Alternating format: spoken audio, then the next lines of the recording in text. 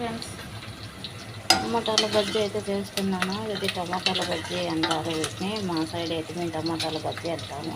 వీటిలోకి ఆవాలు, మెంతులు, జీలకర్ర, మరి తెల్లగడ్డ, ఉల్లిపాయ అన్నీ వేసానండి.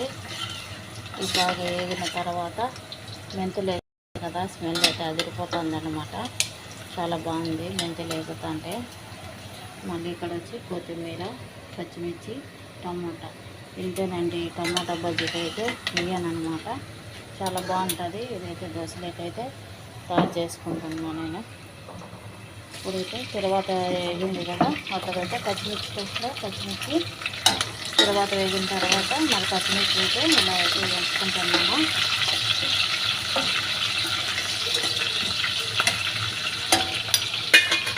పచ్చిమిర్చి వేగింది కదా, అయితే టమాటా కొత్తిమీర అయితే అట్లయితే వేసుకుంటున్నాను.